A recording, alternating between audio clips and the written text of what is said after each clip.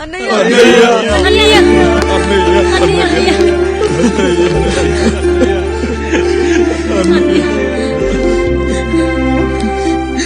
చాలా భయం వేసిందన్నయ్యా. ఇప్పుడు మమ్మల్ని వదిలి వెళ్ళకన్నయ్యా. రాత్రే కదరా మనం అందరం కలిసి పడుకున్నాం. ఎప్పుడో రాత్రి చూసామన్నయ్యా.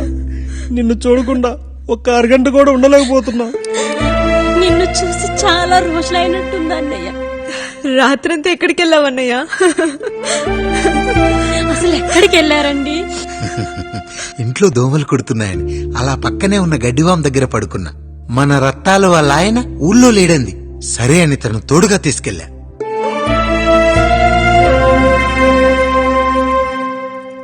మీ సావుకటే మీ కుటుంబాన్ని నుంచి మిమ్మల్ని విడదీయాలయ్యా. అప్పటి వరకు మేము కళ్ళు తెరిస్తే మా కళ్ళ ముందు ఉండాలి, కళ్ళు మూస్తే మా కళ్ళలో ఉండాలయ్యా. నమస్కారం రాయుడు గారు.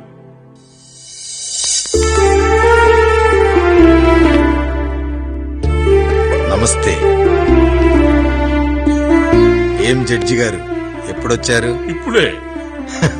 రాయుడు గారు మీ కుటుంబం గురించి వినడమే గాని ఇప్పుడే చూస్తున్నాను. ఒక్కసారి మీ కుటుంబ సభ్యుల్ని నాకు పరిచయం చేయండి రాయుడు గారు. వాళ్ళు నా తమ్ముళ్ళు. నమస్కారం. మొత్తం ముగ్గురా? కాదు, నలుగురు. వాడు వేరే షూట్ లో ఉన్నాడు. వీళ్ళు నా చెల్లెళ్ళు. నమస్కారం తల్లి. వీళ్ళు నా భార్యలు. నమస్కారం అమ్మా. వీళ్ళు నా బంధువులు. నమస్కారం. నా జీవితంలో ఎంతో ముఖ్యమైన, ఆ, ఇష్టమైన, ప్రాణమైన ఆ. మరో మనిషిని మీకు పరిచయం చేయాలి. ఆవిడే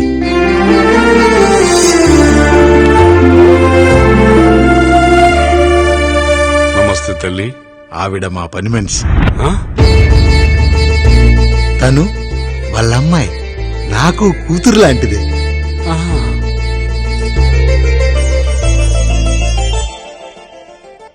ఆ ఫోటోలోని వ్యక్తి ఎవరమ్మా? మీ ఆయన?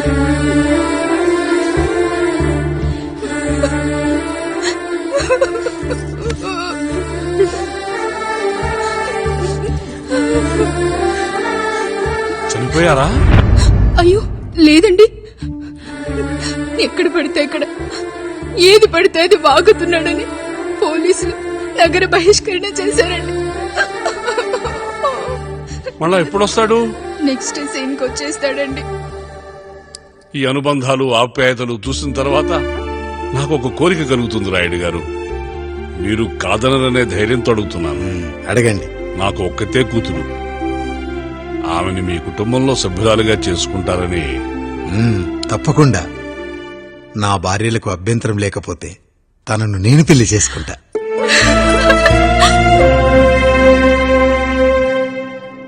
అయ్యో, మీరు పొరపాటుగా అర్థం చేసుకున్నారు. మీ పెద్ద తమ్ముడికిచ్చి చేస్తారని.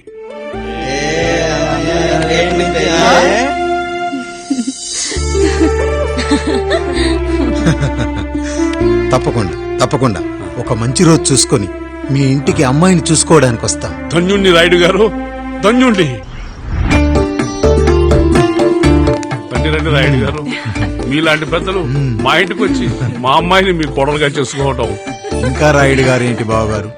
బావగారు అని పిలవండి. సంతోషం. రండమ్మా. త్వరగా అమ్మాయిని పిలిపించండి. మా వాడు అసలే ఆగలేకపోతున్నాడు. మా వాడు చిన్నప్పటి నుంచి అంతేనండి. కక్కొచ్చినా ఏమొచ్చినా ఆపుకోలేడు. త్వరగా మీ అమ్మాయిని పిలిపిస్తే ఆ కళ్యాణం ఏదో చేసేద్దాం. అమ్మా జయమాలిని, అమ్మాయిని చూసురా.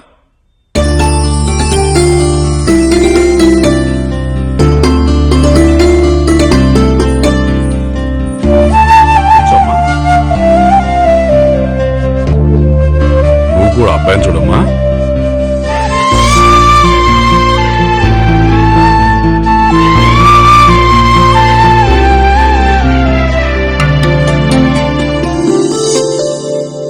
మా అమ్మాయి అని చెప్పుకోవడం కాదు గాని అసలు ఈ కాలపిల్ల కాదు బావగారు. రాత్రంతా బయట తిరిగినా కోడి కుయ్యకు ముందు ఇంటికి వచ్చేస్తుందండి. మళ్ళా ఊరంతా నిద్రలేగిస్తే తప్పుగా అనుకుంటారు కదా.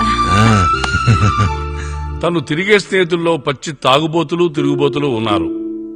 కానీ ఆ విషయాన్ని తన మనసులోనే పెట్టుకుంటుంది గాని స్నేహితుల గురించి ఎప్పుడూ చెడుగా చెప్పింది లేదు బావగారు.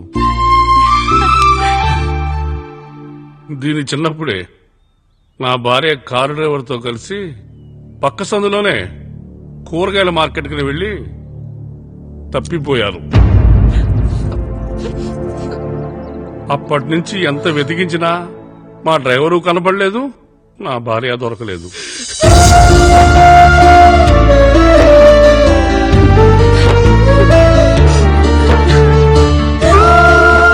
అమ్మ నాకు చాలా ప్రేమ పంచింది నాన్న, అది ఊరంతా పంచుతానంటుంది నా బిడ్డ. నేను కాదనలేదు. అలాంటి నా కూతురు ఇవాళ మీ కోడలవటం నిజంగా నా అదృష్టం బావగారు. ఈ రోజు నుంచి మీ అమ్మాయి మా ఇంటి బిడ్డ. అమ్మాయి నచ్చిందా బాబు? నచ్చిందా?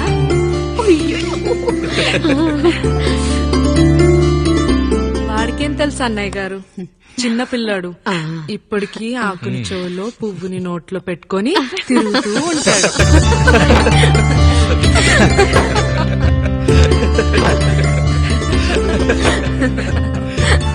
ఇకంత శుభం అన్నమాట. ఇక తాంబూలవి మార్చుకుందాం. ఒక నిమిషం ఆగి, నేను చెప్పేది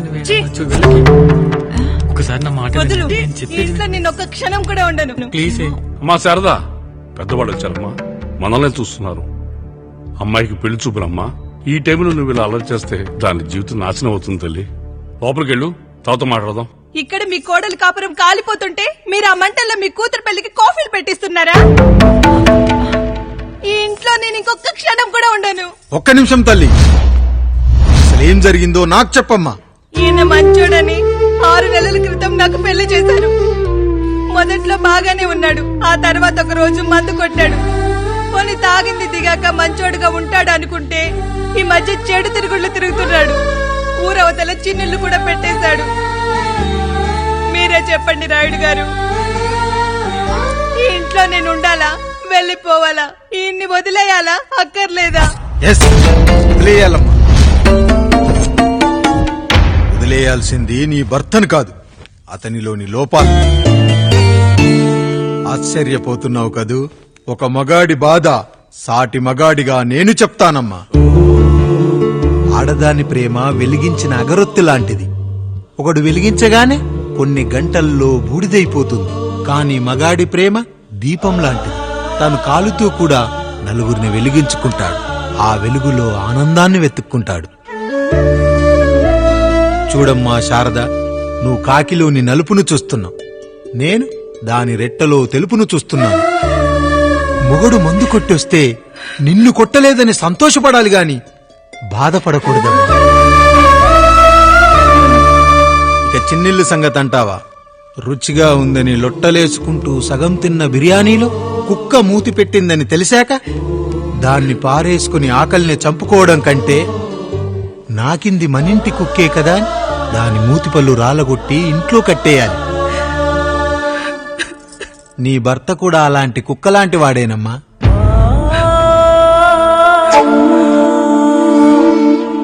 ఆడదానికి వయసొచ్చాక 3 ముళ్ళేసుకొని 90 ఏళ్ల జీవితం గురించి కలలు కంటుంది. అదే మగాడు 3 ముక్కలాడి 90 ml మందేయాలని కలలు కంటాడు. హౌస్ లోనికి హౌస్ కీపింగ్ కి తేడా తెలియని అమాయకపు జాతమ్మా మా మగజాతి. పండగ పూట తినే పాయసం రుచి గురించి మీకు తెలిసి ఉండొచ్చు. కాని గరళం కంటే చేదుగా ఉన్న బ్రాందీని కక్కలేక మింగలేక తాగే ఆ బాధ ఒక్క మగాళ్లకు మాత్రమే తెలుస్తుంది. కష్టాల్లో ఓదార్చిన మందును సుఖాల్లో మర్చిపోకూడదని తాగడమే కాని మాకు మాత్రం తాగాలని ఆశుంటుందా తల్లి? చివరిగా ఒక్క మాట, కష్టాలు పొంగల్లో మిరియాల్లా మనకే వస్తాయి, కాని సంతోషాలు ఉప్మాలో జీడిపప్పులా పక్కనోడుతో ఉంటాయి.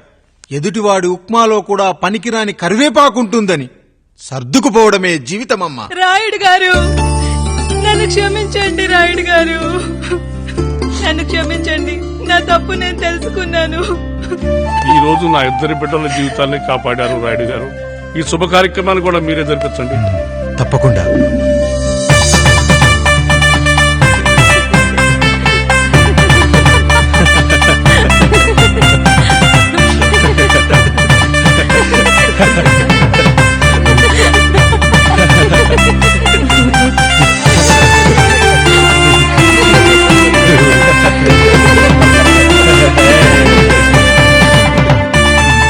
రాముడు, పండు, మీరు దీవించండి. మేము దీవించండి.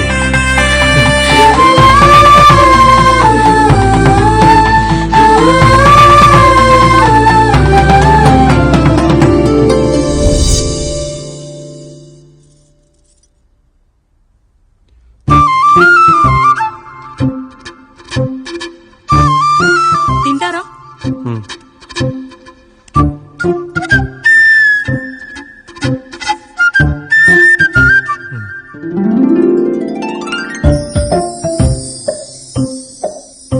ఫస్ట్ టైమా?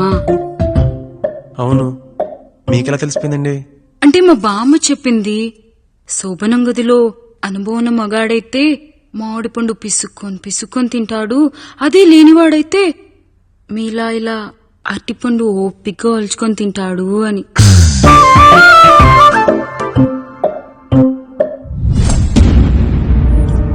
ఏంటవి?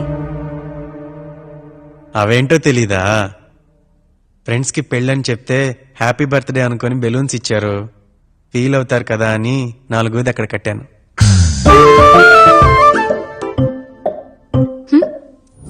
ఈ అన్నయ్య వచ్చాడు. పిల్లల గదిలోకి వెళ్ళారా? వెళ్ళారండి. మీరెంత ఏంటి ఇంత రాత్రైనా ఇంకా పడుకోలేదా?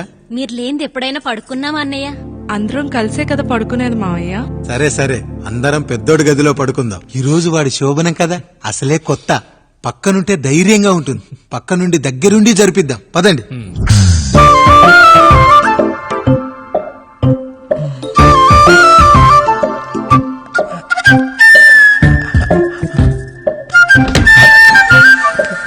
కానివ్వండి రా, కానివ్వండి. మీరేంటి మావయ్య ఇక్కడ పడుకుంటున్నారు?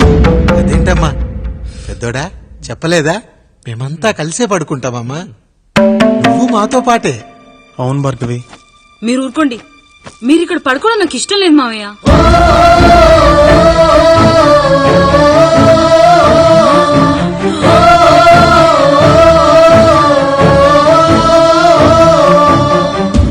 అదేంటమ్మా అలా అంటావు? ఎన్నో చూశాం, ఎన్నో చేశాం. దుక్కి దున్ని కోత కోయకుండానే ఈ విత్తనాలన్నీ మొలకొచ్చాయంటావా తల్లి? అవన్నీ నాకు తెలియదు మావయ్య. మర్యాదగా బయటికి వెళ్ళండి.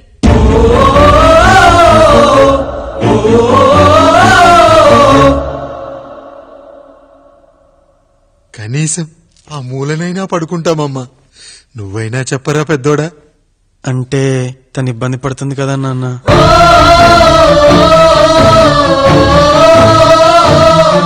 నువ్వు కూడా ఏంట్రా? పిల్లలేదో ఆశపడుతున్నారమ్మా. ఒక్కసారి ఆలోచించమ్మా. మావయ్య మీరు బయటికి వెళ్తే మేము తలుపులేస్తాం.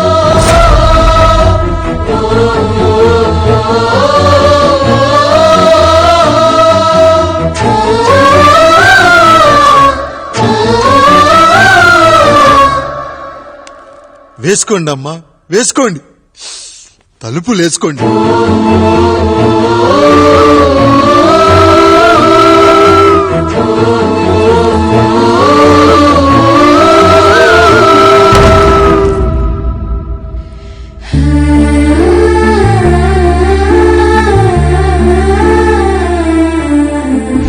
నాయుడు, బిడ్డలు జాగ్రత్త. ఈ రోజు నుంచి వీళ్ళంతా నీ తమ్ముళ్ళు చెల్లెళ్ళు కాదు, నీ బిడ్డలు.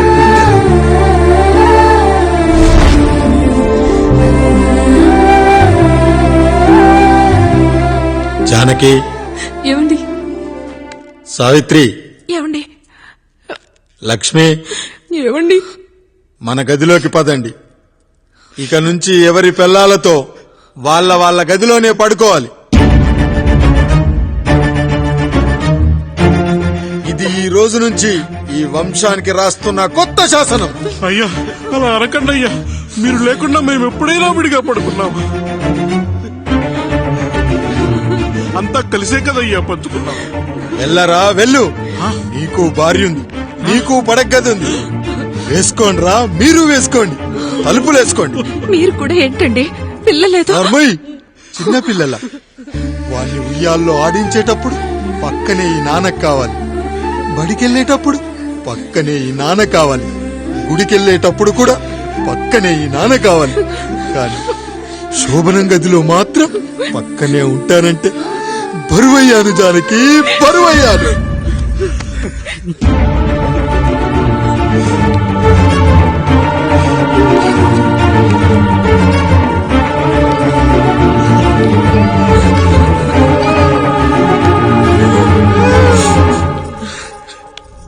ఏంటండి ఇంకా అదే ఆలోచిస్తున్నారా? ఎలా మర్చిపోగలను లక్ష్మి? జరిగింది ఏదో జరిగిపోయింది, మీరు బాధపడకండి. ఎంత మాట అన్నాడో చూసావా? నా భార్య ఇబ్బంది పడుతుంది, బయటికెళ్ళండి నాన్న అన్నాడు. వాణ్ణి ఎలా పెంచాను? చదువుకుంటే పై చదువులకు వాడు వేరే ఊరు వెళ్లాల్సి వస్తుందని చదివే మాన్పించేశాను. జ్వరం వస్తే ఆ మాత్రలు చేదుగా ఉంటాయని నేనే మింగాను. నోరు తెరిచి అమ్మ కావాలన్నప్పుడల్లా ఇంతమంది అమ్మల్నిచ్చాను. నాన్న అన్న ప్రతిసారి నాన్నల్ని ఇవ్వలేకపోయానని వాడికి నా మీద కోపమో ఏమో జానకి. నిజమేనండి, మనమంతా ఇలా లేమే. మన కుటుంబానికి దిష్టి తగిలింది. మా నాన్న మరణంతో ఆస్తిపోయి తమ్ముళ్లతో నడి రోడ్డున పడ్డప్పుడు ఇలాంటి కష్టాన్ని మొదటిసారి అనుభవించాను.